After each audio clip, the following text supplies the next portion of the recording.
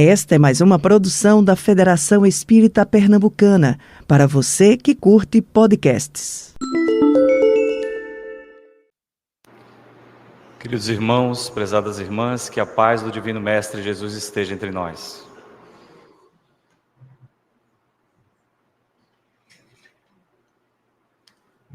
Por que falamos sobre alguém especificamente? Porque a casa espírita, por vezes, precisa lembrar-nos de certas vidas, como, por exemplo, a de Eurípides Barçanufo. Mas para falar de Eurípides Barçanufo, a gente precisa voltar no tempo. E a nossa volta ao tempo é um tanto significativa. Nós vamos voltar à velha Roma, no ano de 233 do Império Romano, a época de Alexandre Severo. Mas é Emmanuel quem vai contar essa história. E certamente a maioria dos nossos irmãos já leram essa história. É a história do Ave Cristo. Lembram? O maravilhoso Ave Cristo, aquele que nos faz chorar do primeiro ao último capítulo. Mas não é a história de Quinto Varo e Tassiano especificamente que nós vamos tratar. É de um recorte bem pequeno daquela história. É a história de Rufo, que a inteligência artificial figurou dessa forma. Nós não sabemos se era assim não, mas ela disse, Rufo seria assim. Muito bem.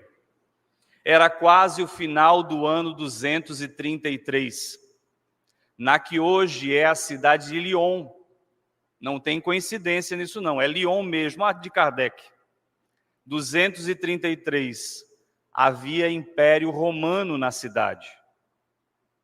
Era a propriedade de Opílio Ventúrio, e seu enteado Tassiano.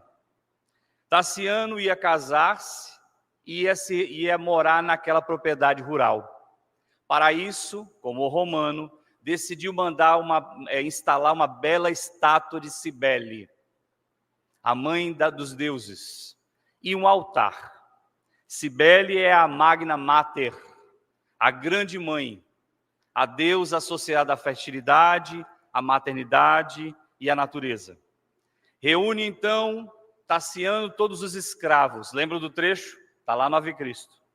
Chama todos os escravos e pede que cada um deles declare em voz alta fidelidade às crenças romanas. Lembram da cena?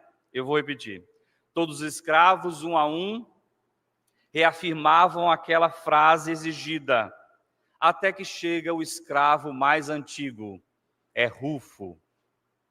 Seu perfil bronzeado se ergue, e quando chega a sua vez de falar em voz cristalina e dominadora, ele afirma.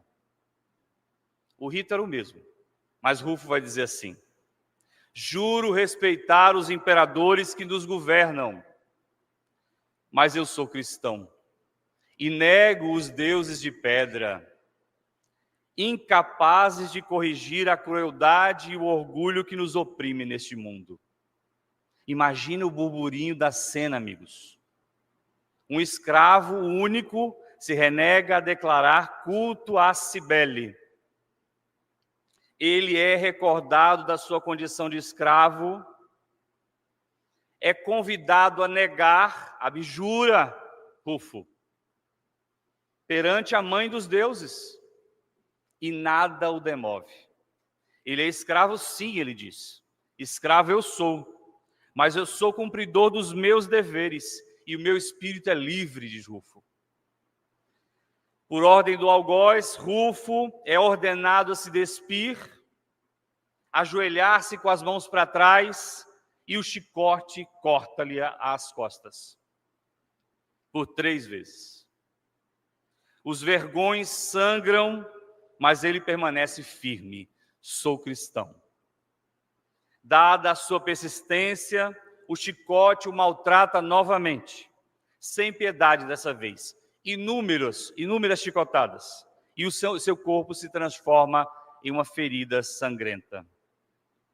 Imaginem o mal-estar da cena. Tassiano manda recolher os escravos. e o tempo passa. No palácio de Opílio, decide-se dar a última chance ao teimoso Rufo. Uma oportunidade, eles diziam. E marca-se o dia para aquilo que eles chamaram de a recuperação de Rufo.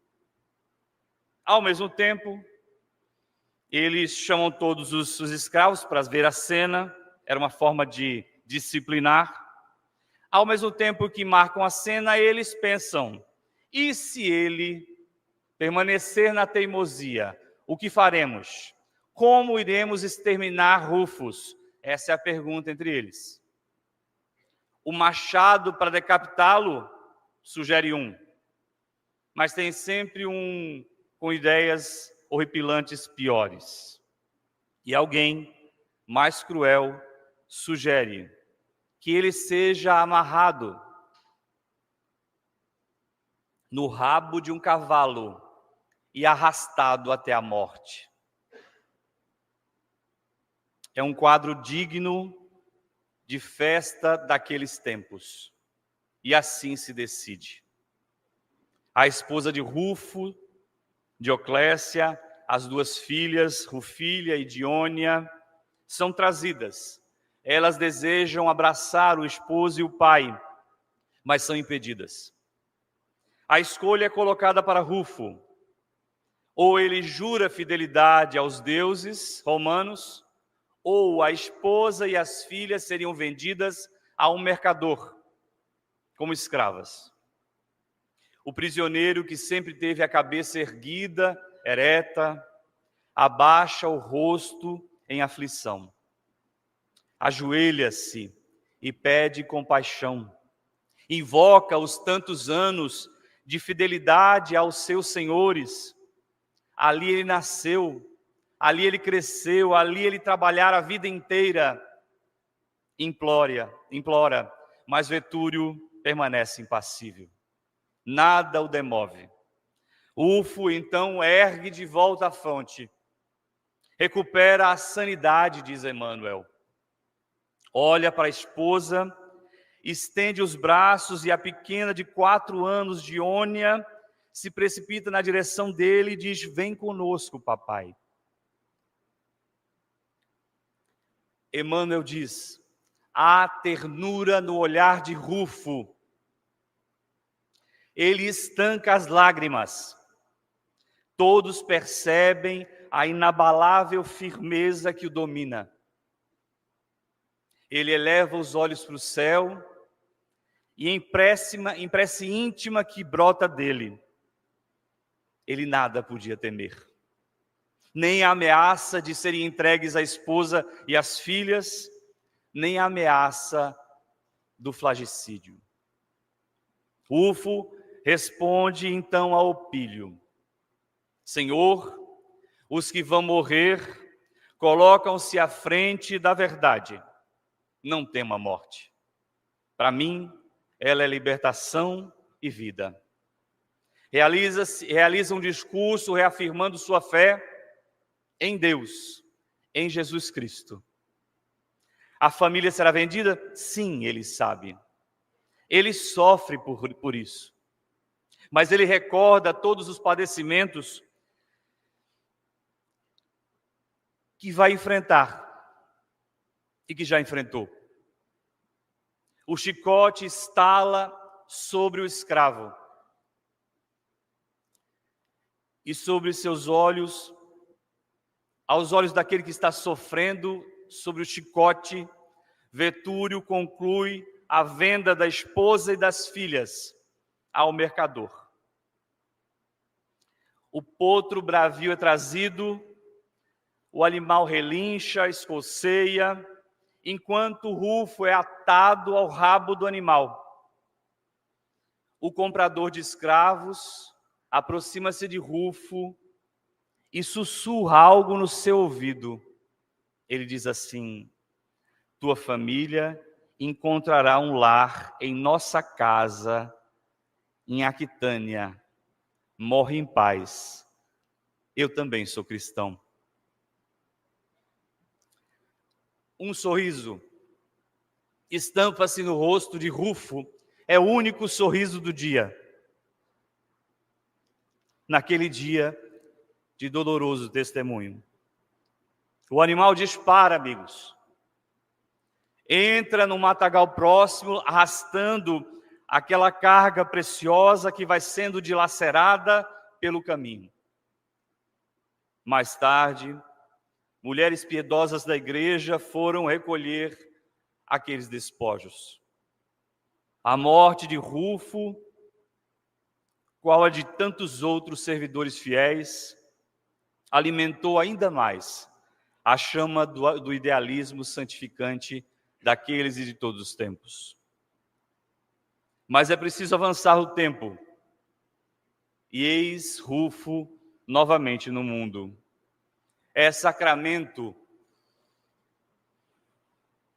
Desculpa. É Minas Gerais. 1870. Seu Hermógenes, o seu Mojico, casa-se com a dona Meca em 1874. Inicia-se uma família tradicional mineira. Seu Mojico era balconista de um comércio local. Imagine um comércio em 1870 e tanto. Não tinha nada. Era uma coisa assim, quase nada. Imagina a vida de seu Mojico. Dona Meca era dona de casa, desbravava os labores da família. E como trabalhava a dona Meca? Sim, a foto, seu Mojico tinha 35 anos nessa foto e dona Meca tinha 65, viu? E tem sempre uns de plantão dizendo assim, meu Deus, que diferença de idade, não é? Só o tempo que é diferente. Naquele tempo era diferente as fotos, não é? Dona Meca tinha uma saúde frágil. Dona Meca via coisas. E desmaiava quando via coisas. Ninguém sabia o que era. Dona Meca viveu a vida inteira vendo essas coisas. Eurípides nasce em 1º de maio de 1880. Por isso que a nossa palestra é hoje tão próximo do dia do trabalhador, né? É o mesmo dia do nascimento de Eurípides Barçanufo. A situação financeira da família era uma luta constante, alimentação doente. Isso seria Eurípides Barçanufo pela inteligência artificial. Que bonitinho, não é? Um tanto gordinho demais para aquela época, porque ele vivia mal nutrido e enfermiço. Então, bastante diferente. Eu tentei tumultuar a imagem, botar umas coisas assim estranhas para ela ficar um pouco mais parecido, mas ele é um menino que talvez não fosse daquela época. Aos 4 anos de idade, ele é um menino comum, inocente. Anos depois, um pouquinho à frente, ele pede para o pai. Olha o que o menino pede para o pai. Ele queria estudar. E o seu Mojico faz um esforço enorme para o colocar numa escola primária. Ele aprende a ler e a contar rapidamente. Aos 9 anos, ele vai ser matriculado no Colégio Miranda, o colégio de um professor extraordinário daquelas bandas, e ele vai ser um aluno de destaque pela facilidade que ele tinha de aprender. Ali é a banda do Colégio Miranda. O Eurípides não estava ali. Ele estuda, e alguns anos depois dos estudos, o professor Miranda chama seu Mojico e diz assim, seu Mojico, precisa arrumar uma outra escola para esse menino. Ele está adiantado demais, não dá para ficar entre nós. Ele sabe de tudo, eu não tenho mais nada para ensinar para ele. Em 1902, Mojico e Eurípides vão para o Rio de Janeiro, porque Eurípides queria ser médico. Para quê? Para tratar de Dona Meca. Ele queria dar solução para a mãe, por causa dos problemas de saúde da mãe. Ele decide que ia estudar medicina. Imagina um filho do interior de Minas estudar medicina na capital do Brasil da época. Mojico vai com ele, procura um lugar para ele fazer um cursinho preparatório, nem sei o que seria isso àquela época, mas eles vão para o Rio de Janeiro, preparam tudo. Essa é a faculdade, é a Escola de Medicina do Rio de Janeiro, lá por 1918, um pouco depois. Eles voltam para Sacramento, imagina a família, um monte de filho, todo mundo pobre, e a certeza de que Eurípides vai fazer medicina na capital. A alegria foi enorme, preparativos, Dona Meca, mesmo doente, auxiliava costurando as roupas do filho, porque seria uma alegria imensa tê-lo como estudante de medicina. Pois bem, às vésperas da saída de Eurípides, Dona Meca é acometida por mais uma crise, dessa vez um pouco mais grave. Eurípides sente que o motivo do sofrimento da mãe era o fato de que o filho iria partir para o Rio de Janeiro e desiste do seu sonho de ser médico e não vai para o Rio de Janeiro. Mas ele continua sendo Eurípides educador, que tinha uma tarefa de ajudar as pessoas a se educar. E aí começa o que se chama o Liceu Sacramentano, um novo estabelecimento de ensino, onde o Eurípides e outros educadores davam aula de graça, lá por essa época, 1902, 1903, no interior das Minas Gerais do Brasil. Muito bem. E aí, um pouquinho mais à frente, eu preciso contar para vocês dessa história. Final do século XIX, interior de Minas, 14 quilômetros de distância da cidade de Sacramento. 14 quilômetros, fazenda, lugar de fazenda. As estradas de barro. O que acontecia? A Fazenda Santa Maria, que é esse lugar aí hoje, nos dias atuais, estava sofrendo por fenômenos. Vejam se não parece alguma coisa que a gente conhece no Espiritismo. Fenômenos começam a abalar aquela gente trabalhadora. Estranhas vozes se ouviam na cumieira das casas. Assovios, pedradas partiam de lugares inusitados. Os animais se assustavam. Os lavadores tinham pânico com aqueles fenômenos inexplicáveis. Tio Senhor, que é o senhor Mariano, apesar de incrédulo, não acreditava em nada do que era espiritual, absolutamente nada. Achava que tudo era história. Apesar de incrédulo, senhor Mariano via as almas desde os 3 anos de idade. Mas não acreditava não, viu? Acreditava em nadinha. O tempo passa e eles instalam ali, na Fazenda Santa Maria, o primeiro núcleo espírita do interior do Brasil. Isso é 1900. 1900. Inúmeros, olha o que dizem os biógrafos. Inúmeros médiuns abnegados, homens incultos, mulheres simples, entregavam-se confiantes ao trabalho socorrista, prestando extraordinários serviços a inúmeros enfermos dos mais variados tipos obsessivos em 1900, no interior do Brasil. Senhor Mariano era tio, irmão de Dona Meca, tio de Eurípides Barçanufo. Em 1903, ele foi fazer uma visita à casa da irmã, na cidade. Foi dormir na casa da irmã. E Eurípides adorava quando o tio Senhor estava presente, porque ele queria saber dessa história das sessões. Naquela noite ele perguntou: tio Senhor, como é que estão as sessões? Eurípides era muito católico, mas não era muito, é muitíssimo católico. Ele pertencia à Irmandade de São Vicente de Paulo da cidade. Membro da Irmandade, ele cuidava dos livros, de tão católico que ele era. A pergunta sobre a sessão era para saber se elas tinham acabado, porque ele achava um absurdo que eles, católicos, fizessem uma sessão espírita na fazenda. A resposta de senhor Mariano à pergunta de Eurípides foi: não mudou nada, meu filho. Antes o trabalho cresce, porque a dor aumenta a cada dia. A resposta singela daquele homem simples penetrou no coração de Eurípides. E naquela noite, ele queria investigar, ele queria saber mais, ele queria ir até o coração do tio. E ele, como de costume, gostava de uma boa conversa, um bom debate. Ele diz assim: é hoje que eu pego o tio Senhor. Estou afiando aqui uns argumentos. Eles foram dormir. O tio foi deitar no mesmo cômodo de Eurípides. E eles começaram ali uma argumentação, um de um lado, outro do outro, um de um lado, outro do outro. Mas a argumentação de Eurípides era muito forte, porque ele era muito estudioso. Ele tinha lido a Bíblia inteira. E o tio Senhor não tinha lido quase nada. O tio Senhor era um lavrador. Quando Eurípides terminou o discurso, o tio Senhor disse uma coisa. Tirou do bolso um livro e diz assim: o que eu não posso te explicar, Eurípides, esse livro vai fazer. e entregou depois da morte na mão de Eurípides Barçanufo naquela noite. Ele pega o livro, abre o livro na dedicatória e lê. Aos nobres e grandes espíritos que me revelaram o mistério augusto do destino, a lei do progresso na imortalidade, cujos ensinos consolidaram em mim o sentimento de justiça, o amor à sabedoria, o culto do dever, cujas vozes dissiparam nas minhas dúvidas, apaziguaram as minhas inquietações, às almas generosas que me sustentaram na luta, consolaram na prova e elevaram meu pensamento às alturas luminosas em que se assenta a verdade, eu dedico essas páginas. Ele achou aquilo lindo.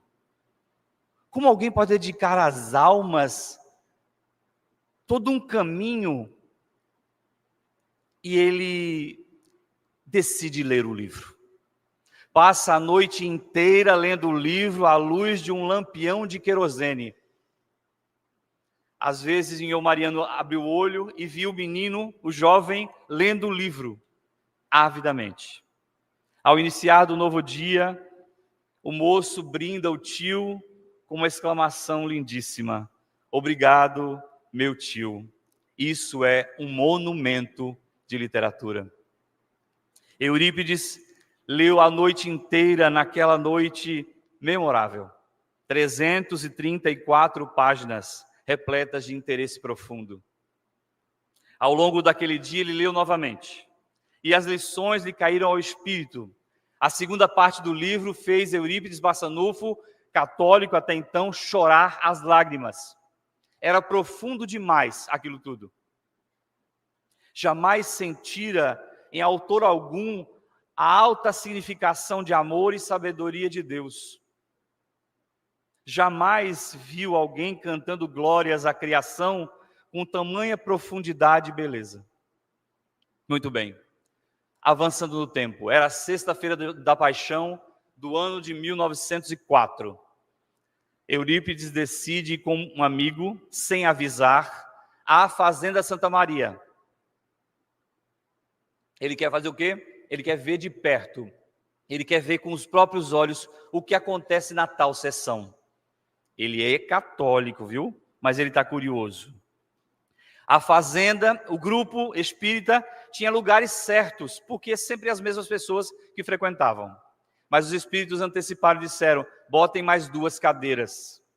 Aqui na frente, porque nós teremos 2 pessoas visitando. E no dia, ele foi lá.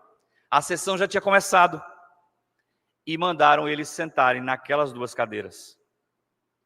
Muito bem.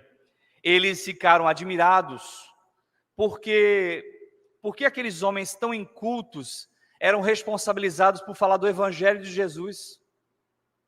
Muito bem. Entre os médiuns estava Aristides, amigos.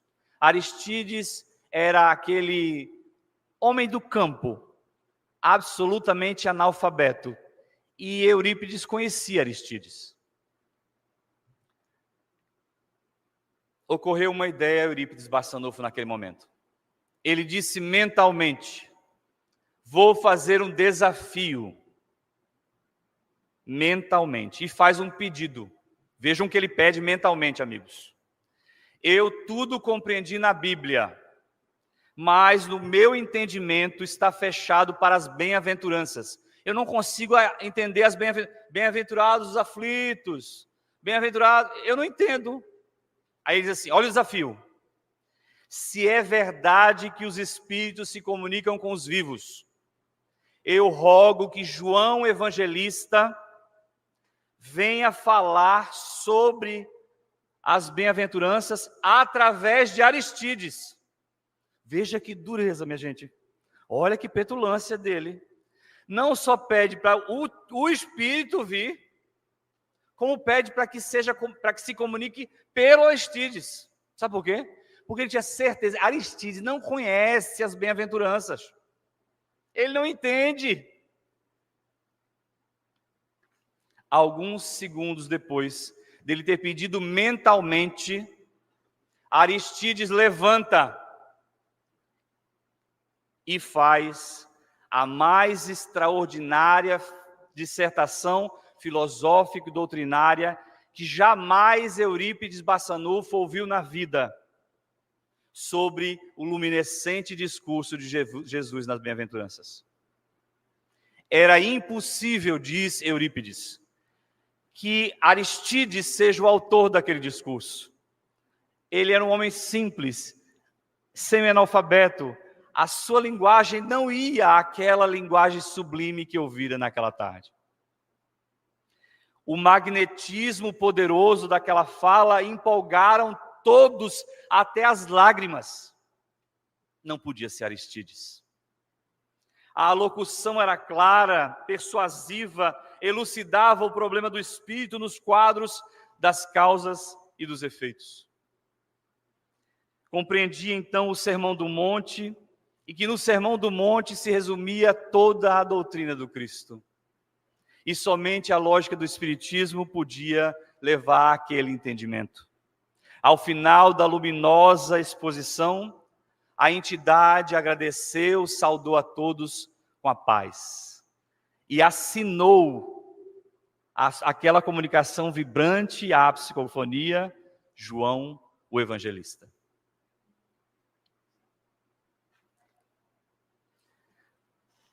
Eurípides se torna espírita.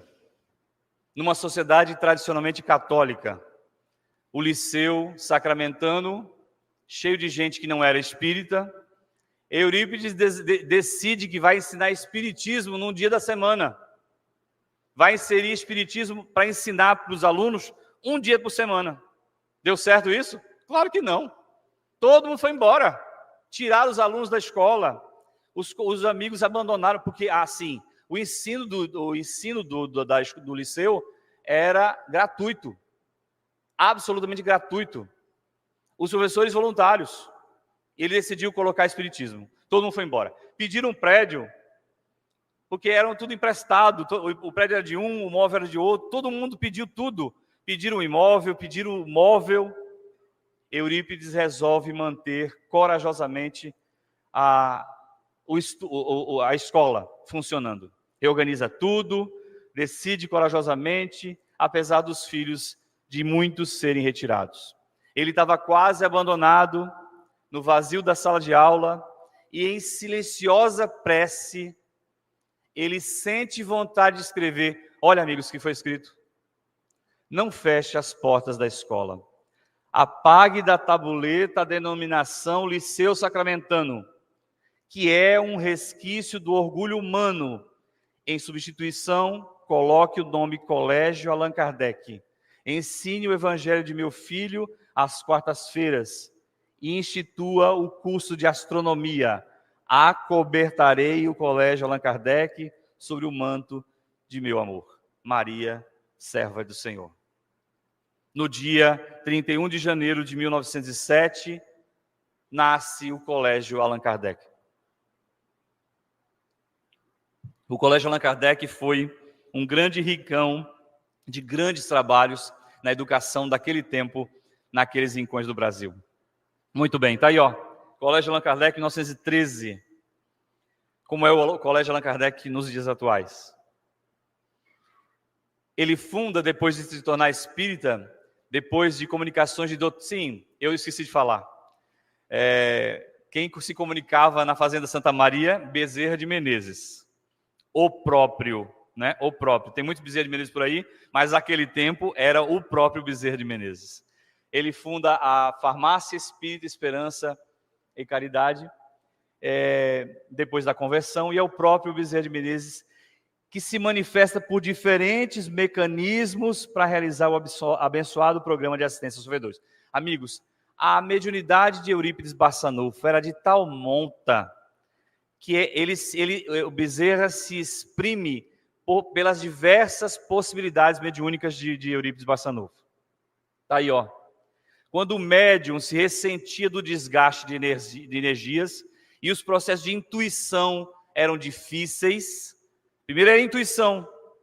O Bezerra chegava do lado do Eurípides e dizia, escreva isso. Ele escrevia. Quando a intuição estava difícil, ele ia para a mecânica, pegava a mão do Eurípides e escrevia, sem que Eurípides tivesse controle da mão, mecânica. Quando o mecânico estava cansado, Bezerra usava a audição, falava no ouvido de Eurípides. Era no ouvido mesmo. É como se ele ouvisse alguém dizendo, escreve isso, isso, isso.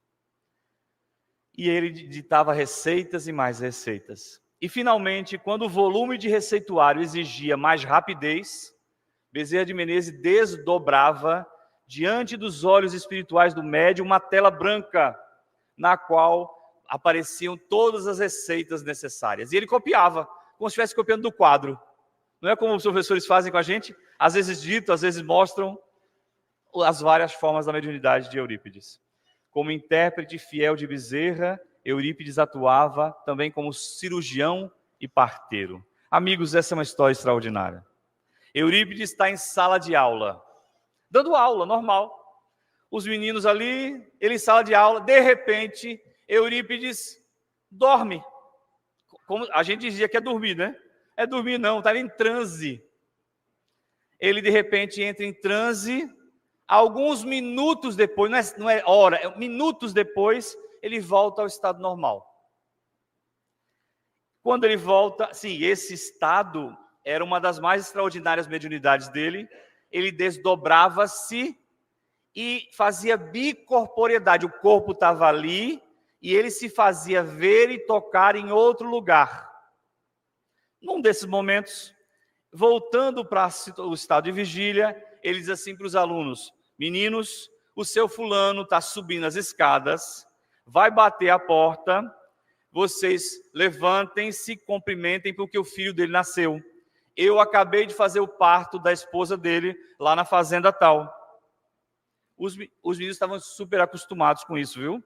Ele terminou de dizer, e um homem esbaforido bate e entra à porta e diz, seu Eurípides vai fazer o parto da minha mulher, ela vai parir. E aí Eurípides disse para o senhor, não, meu irmão, fique tranquilo, eu já fiz o parto. Fica tranquilo, a sua esposa e seu menino estão muito bem. O homem não podia entender aquilo, imagina, mas queria entender aquilo, minha gente. Ele estava vindo de casa, a estrada é a mesma. Aí ele disse assim, não, senhor Eurípides, isso é impossível. Eu passei pela estrada e vi que o senhor não estava por ela. Não, o senhor vem comigo, é desesperador, o senhor tem que vir. Aí o Eurípides foi vencido, né? Um homem de caridade, ele disse assim, como é que ele ia convencer aquele homem que ele saiu dali, foi até a fazenda, fez o parto e estava ali de volta. Foi a cavalo com o homem. Demoraram muito mais do que o Eurípides demorou para fazer o parto. Chegaram na fazenda, a senhora que tinha com o bebê no colo, olhou para Eurípides e disse assim, seu Eurípides, o que o senhor está fazendo aqui de novo? Eu já não disse para o senhor que eu estou bem, o menino também. Eurípides só tem que voltar para o trabalho para terminar a aula dele. Imagine o trabalho disso. E explicar para o povo, explicar para o marido, como assim ele esteve aqui? Isso era Eurípides Barçanufo.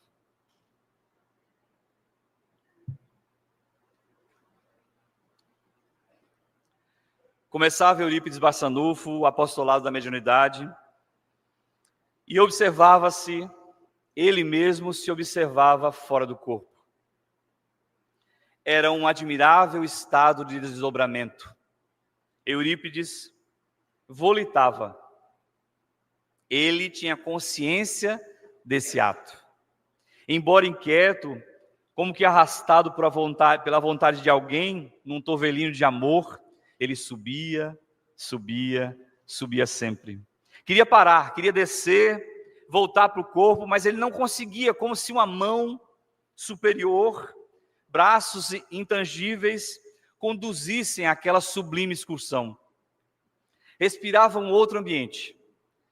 Envergava uma forma leve, o corpo dele não é mais aquele corpo pesado que ele sentia. Respirava um ar mais leve ainda.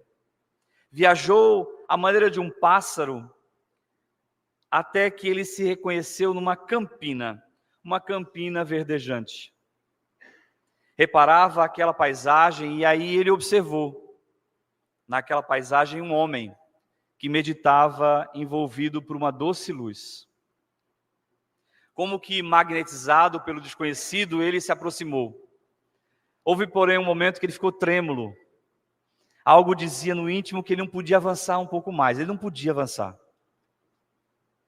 E num desdobramento jubiloso, ele entendeu que estava na presença do Mestre Jesus.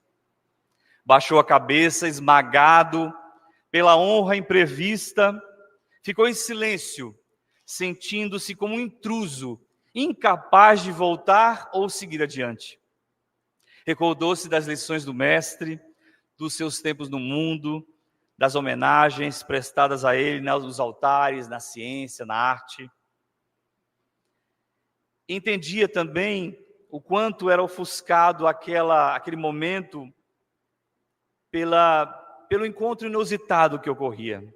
Grossas lágrimas caíam do rosto, e ele adquiriu coragem, ergueu os olhos cheios de lágrima, porém ele viu que Jesus também chorava.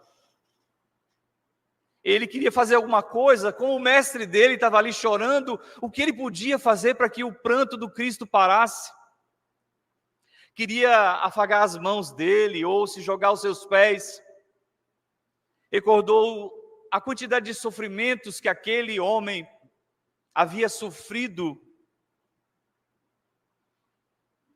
e o quanto ainda sofria por ver seus irmãos nas estradas de sofrimento do mundo. Nessa linha de pensamento, ele não se conteve, abriu a boca e perguntou ao suplicante: mestre, por que choras? Mas Jesus não respondeu. Ele queria saber se ele tinha sido ouvido, se o mestre tinha ouvido ele. E ele reitera: choras, mestre, pelos descrentes do mundo?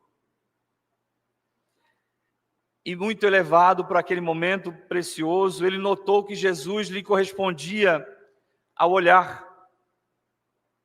E após um instante de atenção, ele respondeu numa voz doce: não, meu filho, eu não sofro pelos descrentes do mundo.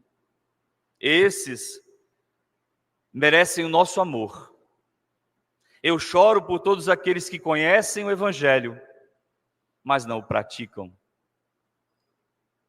Eurípides não sabia descrever o que se passou naquele momento.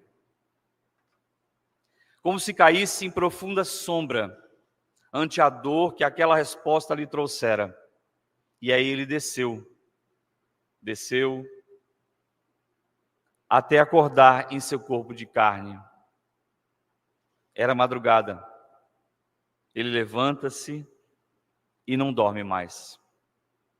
E desde aquele dia, sem comunicar a ninguém aquela revelação divina que lhe vibrava na consciência, ele entregou-se aos necessitados, aos carentes, sem repouso de um único dia na vida mais, até o momento da morte.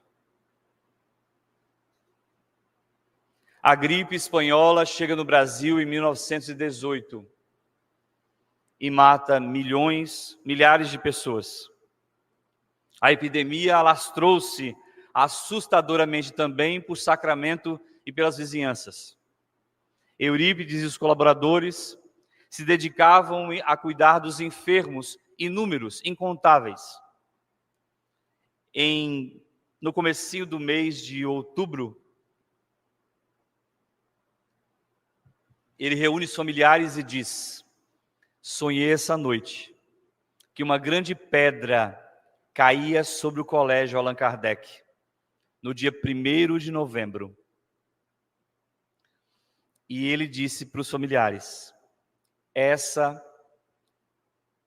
é o anúncio da minha desencarnação. No dia 22 de outubro daquele ano, Eurípides apareceu com febre. No dia seguinte, ele estava abatido. As faces eram de uma cor violácea, tal a gravidade da febre de 40 graus. Dos olhos corriam-lhe lágrimas da ardência daquela febre. Lá fora, uma multidão o esperava. E ele, foi atender a todos. A secretária, Dona Amália, ao vê-lo naquele estado febril, aconselhou a tomar um banho de imersão. E ele disse: não posso, Dona Amália. Os nossos enfermos não podem esperar. Trabalhou o dia inteiro. E ao final do dia, Dona Amália, toda vez ela ia lá, insistia: Eurípides, vamos tomar o banho, vamos tomar o banho. E depois de muito insistir, ele toma o banho e é recolhido profundamente abatido para o quarto. Alguns dias depois, exatamente na madrugada do dia 1º de novembro de 1918, anunciaram sua desencarnação. Momento antes do desenlace, Dona Meca está na sala e ouve pela primeira vez Bezerra de Menezes. Ele diz para ela: Meca, vá ao quarto, Eurípides vai desencarnar. E ela pega nas mãos do filho para se despedir dele.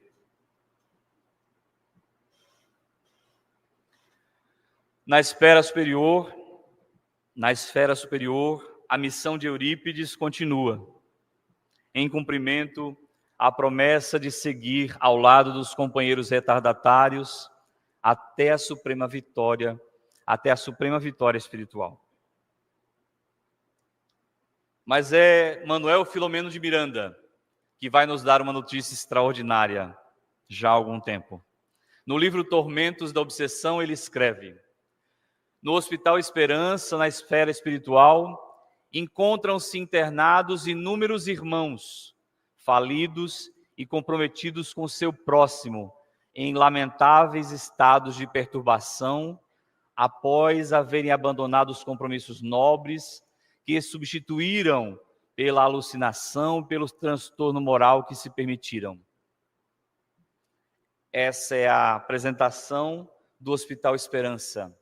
Hospital Esperança construído por Eurípides Barçanufo no mundo espiritual, para recolher os doentes mentais do mundo, sim, especialmente os espíritas. Nesse mosocômio espiritual, encontram pacientes que foram espiritistas fracassados, graças à magnanimidade do benfeitor Eurípides Barçanufo, que o ergueu, dando-lhe condição de santuário para a saúde mental e moral, e o administra com incomparável abnegação, auxiliado por outros dedicados servidores do bem e da caridade. Me senti com esperança, amigos. Me senti com esperança.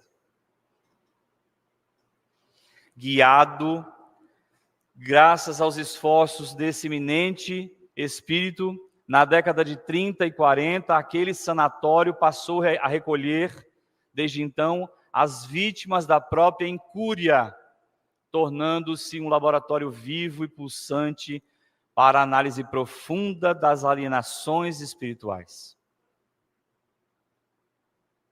Todo mundo achou que ia ser uma sessão bonitinha para a gente falar da vida dele, né? Tudo que a gente falou hoje à tarde é para falar disso. Porque um Eurípides Barçanufo não ia querer que a gente falasse sobre a vida dele. Ele ia querer que a gente falasse da nossa vida juntos, como espíritas, como seguidores do Cristo. Para que nós nos atentássemos para isso, para as nossas condições de espíritas, lidadores dessas questões. Nós já conhecemos o Evangelho. Por que tardamos de vivê-lo? Essa é a nossa pergunta. Por que tardamos de viver o Evangelho do Senhor? À entrada do amplo pavilhão, Eurípides mandou escrever o lapidar conceito kardeciano: fora da caridade não há salvação. Revivendo os exemplos do Senhor, que todos deveriam esculpir com vigor no imo, a fim de que o amor jamais diminuísse de intensidade no ministério socorrista, fossem quais fossem os resultados do labor em desenvolvimento ou conforme o enfrentamento dos desafios. Eurípides e todos os espíritos que estão ao nosso lado, entendendo nossas tarefas, sabem o tamanho do esforço que a gente faz para estar aqui na Casa Espírita todos os dias. Eles entendem a gente. E coloca lá no pórtico do hospital o Fórum da Caridade de uma Salvação, para que a gente nunca esqueça que esse é o caminho, porque ele é o Cristo. Sabe dos enfrentamentos que a gente tem. Em 1957, o Chico psicografa uma carta para os irmãos da fazenda, para os irmãos do Colégio Allan Kardec por causa das dificuldades. E eu achei que a gente devia também ter essa carta. Está aqui, no livro que o nosso irmão Wilson mencionou. Ele chama, depois leiam com calma, em casa, ele chama de serenidade e paciência. Na página 307. Eu só vou ler um trechinho, só o trecho final. Ele diz assim: exercer a tolerância é preservar o sublime trabalho que nos foi confiado, aproveitando a dor e obstáculo como recursos preciosos de nossa união fraternal, junto ao tesouro da experiência evangélica. Saibamos assim desculpar as trevas em suas arremetidas inúteis, valorizando a luz que o Mestre Divino nos concedeu para o caminho de ascensão. Recordemos que Jesus, Ele mesmo não se reservou na terra, senão a cruz do supremo sacrifício, da qual endereçou ao mundo inteiro a bênção do silêncio e da humildade, do perdão e da renúncia por mensagem maior. Atentos desse modo aos nossos compromissos com a verdadeira fraternidade, estejamos vigilantes entre a riqueza do trabalho e a graça da oração em nossos santuários de serviço, na convicção de que o campo de nossas atividades pertence ao Mestre e Senhor. E na certeza de que, agindo sobre as normas do amor de que somos depositários, tê-lo-emos em toda a parte por advogado infalível a pronunciar-se por nós no momento oportuno. Que o Mestre Jesus, coração infinito da paz, nos envolva em suas bênçãos e nos dê o entendimento sobre uma vida de Eurípides, esse incansável trabalhador da doutrina espírita. Muita paz, meus amigos, muita paz. Você ouviu o podcast da Federação Espírita Pernambucana.